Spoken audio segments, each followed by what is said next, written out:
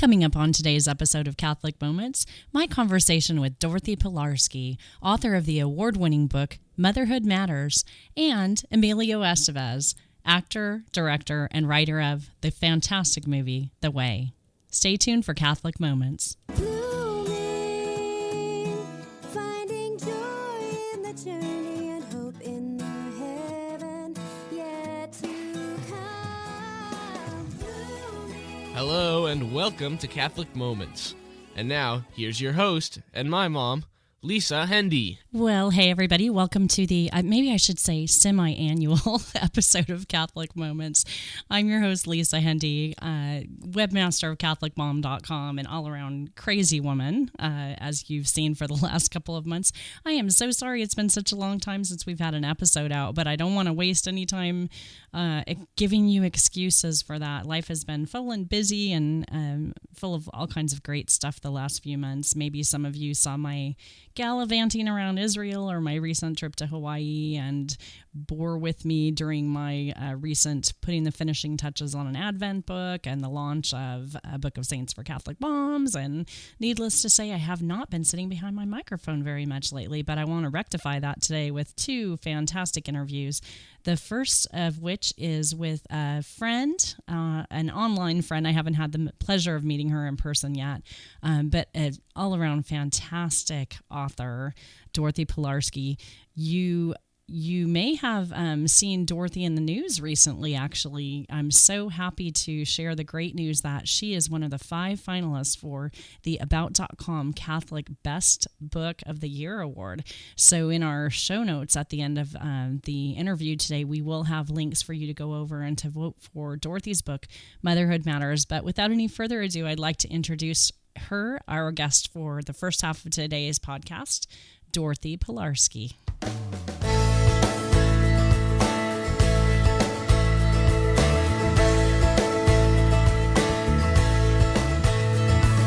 As I wake up each morning and get ready for work, I pray for lots of love and grace and a simple heart to serve. 'Cause I don't have the kind of job that earns a daily wage, except the priceless look of joy I see in my child's face. I'm a manager of discipline and manners and chores. I'm a lawyer who's just trying to resolve the latest quarrel. The cook who makes sure tummies are well nourished and well fed. The maid who gives free lessons on how to make a bed. But the most important job description I could ever bear is a mom who loves her kids enough to simply be there. Hello and welcome to today's special spotlight interview for our episode of Catholic Moments. I'm so happy to welcome a relatively new friend in my life. She's a fantastic Catholic author, Dorothy Pilarski. Dorothy is a Catholic mom, a writer, a television personality, a speaker, and a business consultant. She's co-developed a successful television series entitled Mothering Full of Grace, which airs on the Salt and Light television network. Dorothy is a guest columnist with the Catholic Register and the founder of Dynamic Women of Faith, which is an outreach ministry that hosts inspirational Catholic conferences. She's run a Rosary Club and a Saints Club in her local elementary school, and for the past 15 years, she has hosted a Catholic Moms group while maintaining her own blog, which can be found at Gutsy Catholic Mom. Dorothy is the author of a brand new book released just this fall, Motherhood Matters, and it is absolutely a wonderful resource, and I'm so happy today to welcome our guest, Dorothy Pilarski. Hi, Dorothy. Hi, Lisa. Just so great to be here. Thank you very much for this incredible opportunity. It's just such a joy to speak to you. You've done such incredible work, Lisa, and you really are a hero and a mentor of mine. So thank you for this opportunity. Well, I am always so happy to speak with other writers, and especially with writers who write on the topic of being a mother, which is absolutely one of my favorite, things to write about. But before we jump into the book, I'd like for you to just tell our listeners a little bit more about yourself and your family. Lisa, I'm a self-employed mom. My husband and I are involved in corporate training specifically through the Schulich School of Business, the university here in Canada. And I would say at this stage of the game, my husband is doing more of the work on the corporate side, probably 99.9% of it. And I'm spending much more and more time on the ministry side. I'm just sort of walking through doors that Our Lady has been opening. And she's been opening doors right, left, and center to minister to moms. I have two kids, two teenagers, 14 and 16. I very much wanted to have a large family, but God had other plans, and I kept on thinking, okay, with this new, reality that I had to face when I got extremely sick in 1999, I thought, well, how can we turn this, sort of crisis into my life into something good?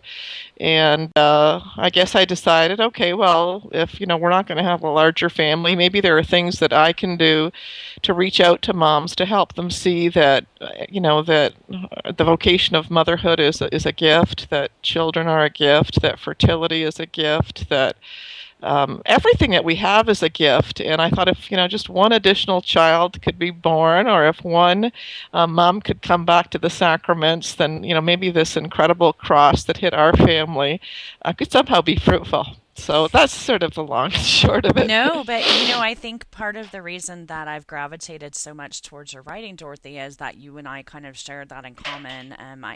My boys are a little bit older than yours, but I think people frequently look at families, especially Catholic families who have two children, and think that you made a conscious decision, to choose that, to limit your family size. And for as many people who struggle with, raising large families, I think those of us who have single child families or smaller families, we have our own walk to we have our own walk to walk. Yes, we do. So, and I don't know about you, but living with teens teaches me something new every day about praying, about the gift of intercessory prayer. I always say that very often our husbands and our children are a mirror, and they have us, face our sometimes our sinfulness, and they also help us, they insist that we grow in virtue.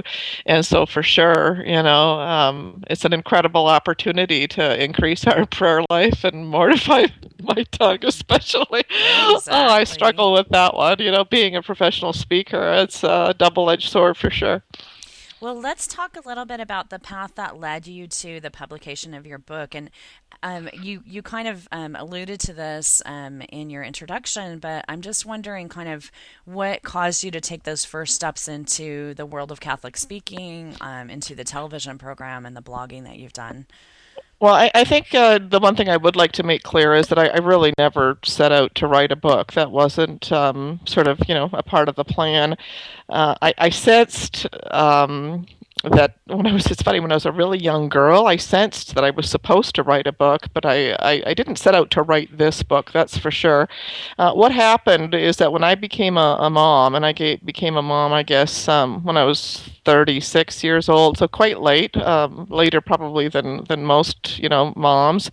What happened is that I really wanted to do the absolute best job that I could do. I guess being a little bit of a perfectionist, I wanted to make sure that I read every book, I had met every successful mom, and I sort of took my background and training and applied it to, motherhood. I wanted to learn. I had this insatiable desire to learn.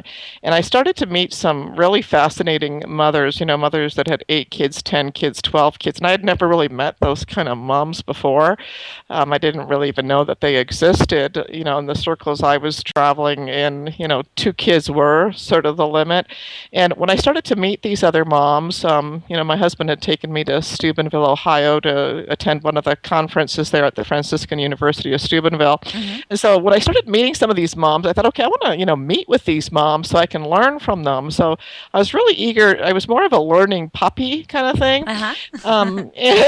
And so as I sat there learning from all the moms, moms from my mother's group, what happened is I would be struck at the end of a mother's group evening with all sorts of sort of inspirations and graces, and my heart was just bursting with love after I met with these Catholic moms. And, it was sort of like a bit of a release. I started to send these reflections to mothers after a mother's group meeting as a way of just almost like a physical relief. I was so excited and I wanted to get it out. And so I sent it to the mothers on my email distribution list.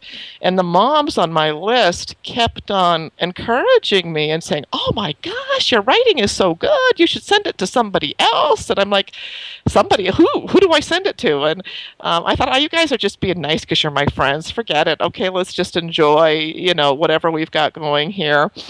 But the message kept on coming to me, and these mothers almost mothered me, if you know what I mean, like sort of outside of my corporate self, because I had some pretty rough edges being in the corporate world, and I was a little bit different than I am now. And these mothers mothered me, and they mothered me into sending my first column to the Catholic Register, the Canadian Catholic Register, and the editor looked at it and went, "Wow, like I want to publish this week. Can I do that?" And I'm like, "Well, I have about 100 of these reflections, if you like that one." And so he asked me to bring in the manuscript, and he said it needed a lot of work, but he saw something in my writing. And so I just wanted to send out a big hug to all those moms, and all moms that mother each other, because I think that that's one thing that we forget, is that even though we're adults, we still need to be mothered.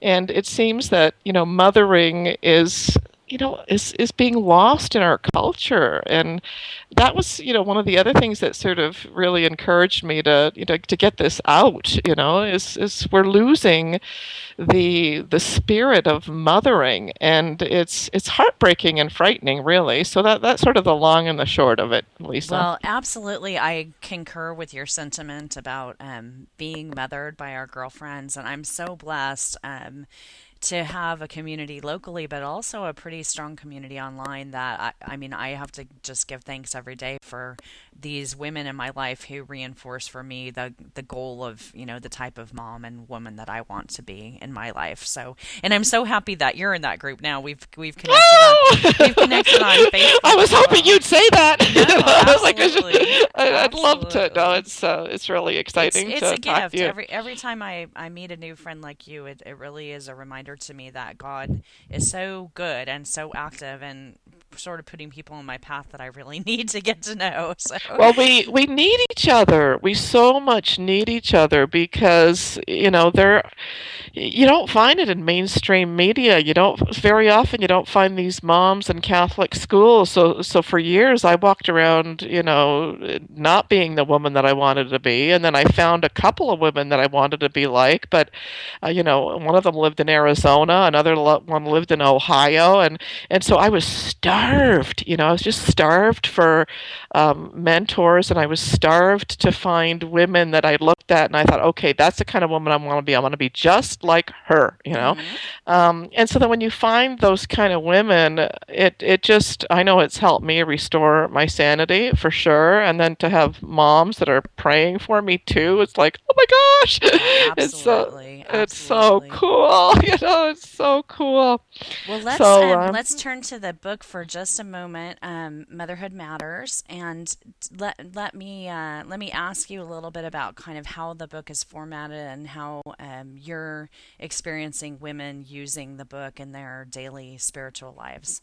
Well, the first 30 pages of the book, I sort of make a pitch for women to sort of shake up and rethink the way that they're living their lives. I've researched some statistics, both American and Canadian statistics, on sort of the times that women are going back to work. And it seems historically, right now, the generation of women that were sort of looking at or ministering to, a lot of women are going back sooner and sooner and sooner in a child's life. And those are just basic statistics, basic facts, right?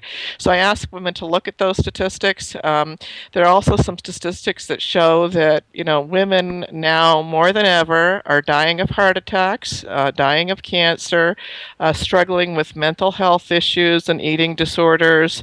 And women are torn in ways they've never historically been torn before. So there's also a study there that talks about how families in Canada anyway that are eating dinner as a family less and less. So the first sort of 35 pages of the book are just a whole bunch of sort of research statistics and saying, okay, let's take a look at this. As women, let's take a look at this and let's start praying that we are in fact living the life that God intended us to live. Because I think that a lot of women are struggling right now, and I really encourage each and every one of them in that first 35, 40 pages of the book to start praying to the Holy Spirit. One of my absolute favorite prayers is the Holy Spirit prayer by Cardinal Mercier. And then the rest of the book is a bunch of inspirational stories. And some of them are essays, and some of them are quotes, and there are some prayers. And, it's sort of like the format is a little bit like Chicken Soup for the Soul. So after you've sort of read the first 30 pages, you can pick it up anywhere based on what title might jump out at you, and give it a read. And I'm having all sorts of priests and nuns praying for the readers that they'll be drawn to the right story, the one that, the Holy Spirit is meant just for them. And so that's the general format of the book. I agree with that, and I love a book like this that, most moms don't have half an hour a day or even maybe 15 minutes a day to sit and read, but you can pick the book up and have 5 minutes of quiet time and really refresh your spirit with this book, Motherhood Matters. One of the things now I know your new book is like that too, so I'm really looking forward to getting a copy of the Book of Saints for moms. I don't have it yet, but I'm really looking forward to it, Lisa. And that's those are the kind of formats I think that mothers need right now, for sure. Definitely something that's encouraging, but that is manageable as well. That's right. Really important. One of the things that you really advocate for is a mother's active prayer life, and particularly the concept of a holy hour. And I want to know kind of how you've fit prayer into the very busy life that you lead, and maybe some tips that you might have for moms that are struggling with a sense of having quiet time to pray in their life. Well, I think that every mother I know right now is stretched to the limit for time. And I think that if you can begin to tell yourself, or whoever is listening, is to tell yourself that if I spend time in Eucharistic adoration, if I spend time going to Mass, God will multiply my time and God will multiply my energy.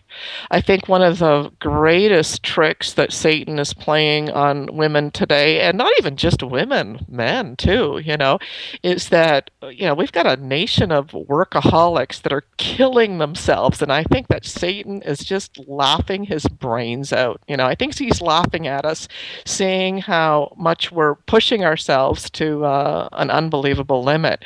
But every time I go to Eucharistic adoration and I'm tempted with the thought, I don't have time for this, I say, hey, wait a minute. God is supernatural, and God will multiply my time. God will multiply my efforts. And I also get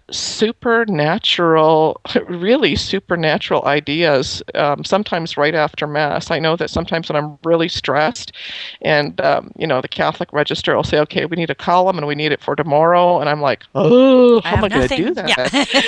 I'm empty. What are you, crazy? Tomorrow? And then I'll go to Mass and And then it's funny and I pray about it. I'm like, okay, I need an Advent piece, Lord. Okay, come on. And then boom, seemingly out of nowhere, I just get these incredible inspirations. I've also had some remarkable business ideas come to me through Eucharistic adoration. It's kind of blown me away, like send this email, contact this person. And so one thing that I do, and I did do it this morning, is that when I drop my kids off to school, on the way back from dropping them off to school, I'm very blessed that there's a Eucharistic chapel that I literally drive by.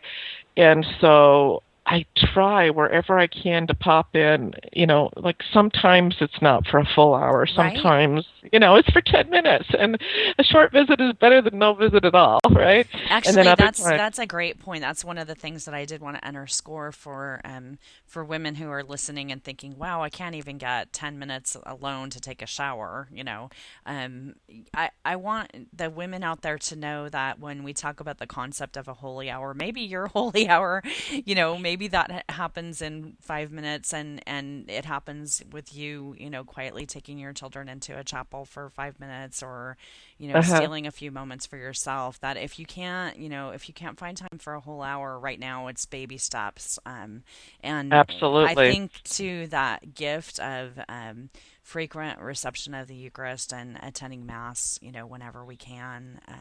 Yeah, no, I such do a blessing. No, absolutely. And again, I'm blessed because there's I've got, the area that I live in, it's like, oh my gosh, I've got probably 5 churches, and there's if I want to, there's a Mass at 8:30, there's one at 9, there's one at 9:30, there's one at noon, there's one at 7, and so it makes it really easy for me to sort of fit in a daily Mass. Now, if you're blessed to live in that kind of community, then I say, what I did one year, Lisa, is that I said to myself, okay, if what the Catholic Church teaches is true, and if Jesus really is present in the Eucharist like my mom said he is, then really there's nothing more important than going to daily Mass, really, And it was around about the time that my father died. This was about 25 years ago, and I was, rock bottom depressed because I was daddy's little girl, and I thought, okay, well, let's start going to daily Mass. And it was a coping mechanism for me then.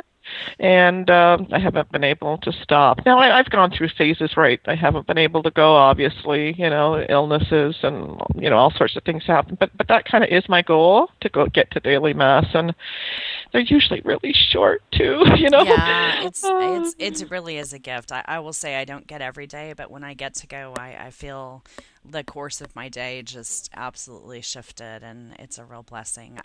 I wish I lived in some place that I had as many daily Mass times as you do. That's a real blessing. And I know we have a lot of listeners in rural areas who unfortunately, the way that our church is going these days, some communities don't even have a daily Mass. So any time that you can spend though in quiet prayer time will definitely enhance your ability to perform your job as a mom. So no, you're right.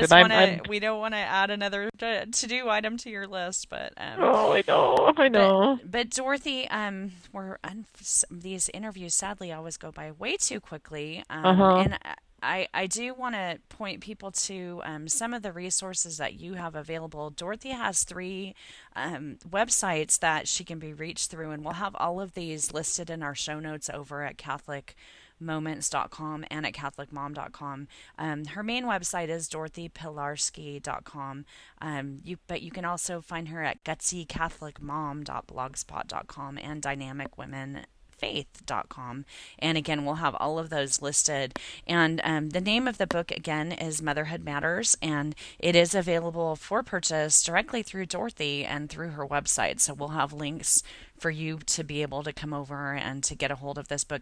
Now is a great time. I'm encouraging all my readers and our listeners to really give the gift of a Catholic resource this year during the holiday season, a gift that will continue giving all year long, instead of some kind of whatever needless little doodad that sits on your on your counter, why not give the gift of a great book like Motherhood Matters? So, Dorothy, in the remaining time that we have left, are there any closing thoughts or encouragement that you'd like to share with our listeners?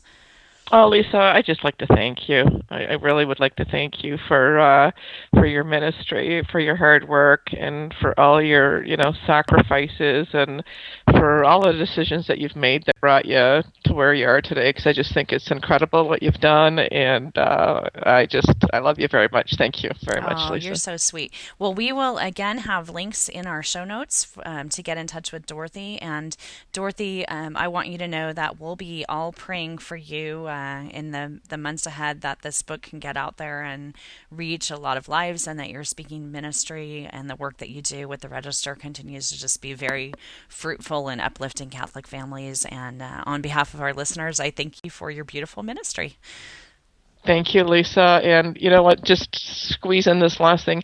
You are very blessed in the United States that you've got so many incredible American bloggers and women that have stepped out and are ministering. And please pray for, Canadian women that are a little bit more reserved, because I have found just so much strength from, women like you, Teresa Tomeo, Daniel Bean, Donna Marie Cooper O'Boyle, and, Sister Ann Shields. And please pray for Canadian women that more of them step up to the plate, because sometimes it does get lonely down here. I think I know about 2 Canadian female bloggers. So God bless America for what you're doing there. It's just beautiful, and I thank you for it. Well, thank you, and have a beautiful day. Thank you very much, Lisa. Well, thanks again to Dorothy for not only her time, but for being so incredibly patient with my taking such a long time for the production of this episode that we kept her waiting quite a long time to air this interview. And you can make up for it by heading over to the about.com Catholic Book Contest and registering a vote for her for Best Book of 2011. And I want to point you again to dorothypilarski.com and Gutsy Catholic mom.blogspot.com. Also, she has her Dynamic Women blog, and we'll have links to all of those, as well as a way for you to purchase Dorothy's great book, Motherhood Matters, over at catholicmoments.com. And next up, we are very happy to share my recent interview with Emilio Estevez. You probably know Emilio from his many Hollywood productions, but so happy to share our recent conversation about his film, The Way, and we'll proceed the interview with the trailer for the movie, and stay tuned through the end, because I want to tell you how you can win a copy of The Way for your family. You should fly with me. Come on, a father-son trip. It'll be fun. Yeah, right. Most people don't have the luxury of just picking up and leaving it all behind, Daniel. We agreed that if I let you take me to the airport, you wouldn't lecture me about how I'm ruining my life. I lied. Hello. Are you the father of Daniel Avery? He was walking the road to Santiago de Compostela, 800 kilometers on the northwestern coast of Spain. This is everything he had when we found him. People have walked the path for over 1,000 years. The way is a very personal journey, Mr. Avery. Daniel was my only child. We're gonna walk the Camino to Santiago, both of us. Tom, this is the way. Hi, I'm Joost.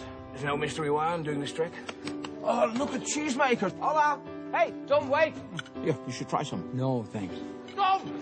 Tom, it's me! Wait, I'm from Amsterdam. That's huh? What are you looking to score? I love this guy. It wears off quick, I promise. Hello, I'm Jack from Ireland. How long have you been out here? On the Camino or on this particular spot? You pick. Well, geez, it's hard to say. So what is it, on pilgrimage to change your life? Something like that. Dead box with the ashes.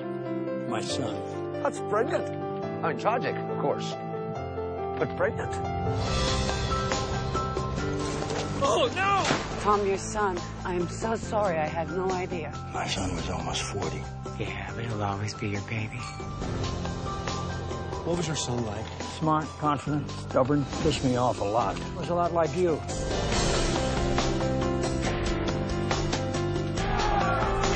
Hey, that kid took my bag. Hey! Hey! You can keep the pack! Just give me the box!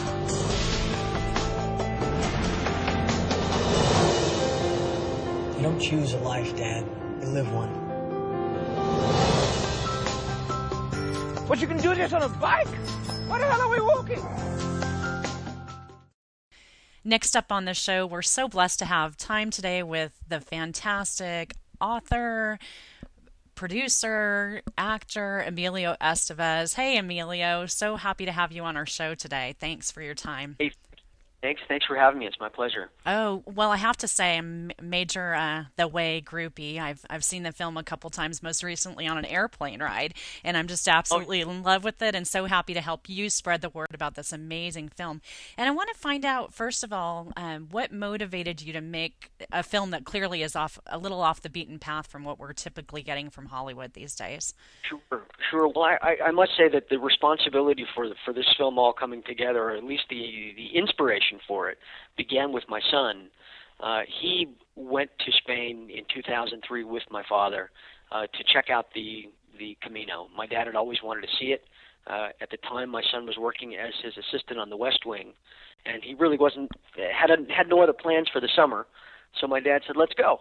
So the two of them went off to check it out, and while out there on the Camino, and mind you, they only had a couple of weeks to do it.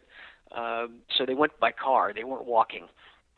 So one evening in what we would consider sort of a bed and breakfast along the Camino, where they take pilgrims in, they sat at the pilgrim supper. A young girl walked into the room. My son took a look at her, and she took a look at him, and they've been looking at each other ever since. A love story that got to play its way all the way into a Hollywood movie. Well, exactly. They were married in 2009, and he's been living there. Literally, he's been living in Spain for the last 8+ years. And so I figured if I'm going to spend any time with my boy, I better figure out how to make a film in Spain.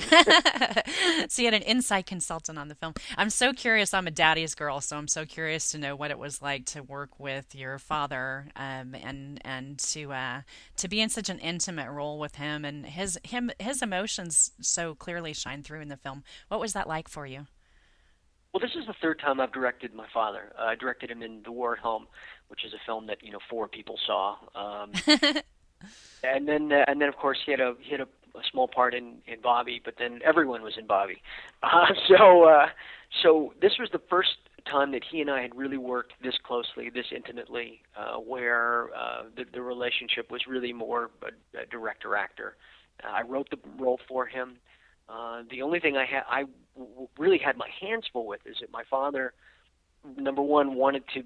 He never met a stranger. He loves people. He loves to jump into a crowd and shake hands and kiss babies. And he, when you spend time with him on the set, it really looks like he's running for president. So for me, I had to keep reminding him, hey, this guy is not you. He is not a friendly guy. He's not a citizen of the world. He's not connected to his faith. He is a guy who's really lost in the world. And so I had to keep reminding him of that. And then the second thing is, when I was developing the script with him, I said, I really think it's important that this character is a lapsed Catholic. And there was a long silence. And then the roof came off of my house. And he said, no, I disagree. He must be Catholic. He must be a man of faith. And I said, well, then where does he go? What's the journey? I said, I think it's more interesting to see a guy who and spend time with a guy who's struggling with his faith and who reconnects with it, and he meets these people along the way that inspire that in him. Mm-hmm. And he finally came around to that, but it was very difficult for him to play a lapsed Catholic. Well, you can tell him 2 thumbs up from a mom in Fresno. So I'm sure, as if he cares, but no, he does. Listen, he's been he's had a real revival with this film. I think that maybe initially he didn't really. I think he understood the value of it. I think he loved the story, but he didn't really have a clue in terms of where I was going to take it. And he didn't have a real clue in terms of how people would really respond to it. But he'll call me. He calls me almost every day to say, I got this amazing letter. I got 10 letters. I got somebody stopped me on the street. he hasn't had this sort of feedback from the public for many, many, many years on a project that he's done. Well, So you I think hear that, listeners. We need to send more feedback to both Mr. Sheen and Mr. Estevez. So this is buy the DVD. Yeah, Buy the that was actually leading up to my next question, which is this, and I'm going to set you up for a little bit of a home run here. But if we want more films like this made for our families, I'm a mom of 2 young adult sons. This is the kind of film that I want to see with my kids. So what do we need to do? How do we get more of these made? How can we get behind you to support this film and to see future films like this? Well, a film like The Way and films of this ilk are few and far between because Hollywood doesn't believe that the rest of the country is interested, and Hollywood also holds itself out as being proudly secular. So when they bump into something like this, they really don't know how to react or behave. And I will tell you that even my own representatives, my own agents and managers, their eyes glazed over when I told them that I wanted to go to Spain and make this film. I don't really know why. I think that they're terrified of this material, or they're terrified of seeing of looking like they're leaning in any one direction. So I think for people to support this movie, to support films that are character driven, that are not driven by violence and by overt sexuality or profanity. I mean, I can't tell you how often I go to the movies and I'm embarrassed by what I see, by what I hear, and these are words coming out of actors' mouths whom I admire and respect a great deal. And I'm thinking, wow, did you really have to say that? Did you really have to do that to get a reaction? So for me, I'm on a mission. I want to make movies that you and your boys can see. I'm interested in creating another family film franchise like The Mighty Ducks, which I thought was a pro-people, pro-life movie. And I just think the more we remind this town that there is an audience out there for it, the more they're going to have to listen and make films that speak to that. Well, thanks for making a film, too, that's not only spiritual, but actually good, entertaining, high quality. Some of what we see is not that, so this is great. And for my last question, I know that this is one that my Twitter friends, and many of them are following you over on Twitter, want to know kind of how this impacted your own faith life and the journey that you're on, your own way, that we're all on our way to towards meeting God, and how making a film like this impacts you personally. Well, I like to say that the proof is not just in the pudding, but that it's in the eating of the pudding. And if you've seen the film, you know kind of where I'm at on my journey. And I have yet to declare myself. I mentioned in another interview that I kind of grew up somewhat confused about religion because my mom was raised Southern Baptist, and my dad, of course, practicing Catholic. And so I heard a lot of mostly arguments about religion. And they were heated, and they were not. It didn't cast religion per se in a very positive light. But I believe that I'm on a spiritual path and a spiritual journey, like we all are, whether we choose to acknowledge it or not. And the film is representative of that. Well, I want you to know that we're out here supporting you, and we'll do our best to help spread the word about this great film, The Way. And you're in my prayers. Thanks so much for your time. Thank you so much. I appreciate it. Thanks for having me on the show. I really, it's been a real pleasure. Thank you. So how cool was that? Emilio Estevez, not something I thought I would ever get to do, conduct an interview with an actor I've been watching for quite a long time. So thank you to Emilio, and especially to our friends at the Maximus Group for facilitating that interview opportunity, and also for the fact that we have 3 copies of DVDs of The Way for you and your family to win.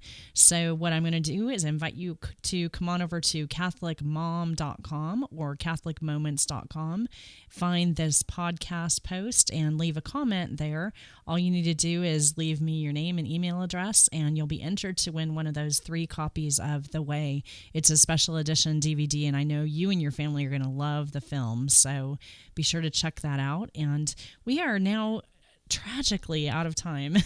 Actually, I'm almost out of voice too. You can probably tell I'm fighting a little bit of a cold this weekend, so I'm going to leave some more information for our next episode, which I promise will not take another 3 months to happen. And I do want to close out with another reminder to please head over and visit Dorothy Pilarski, a great friend of mine online, dorothypilarski.com, and be sure to check out our show notes for her contact information, support her book, Motherhood Matters, in whatever way you can, but especially by voting for it over at about.com's Catholic Book of the Year contest. And thank you to Dorothy and to Emilio and to each of you for being friends of Catholic Moments. We'll see you next time on Catholic Moments and over at catholicmom.com. God bless everybody. Bye-bye. SQPN, leading the way in Catholic new media.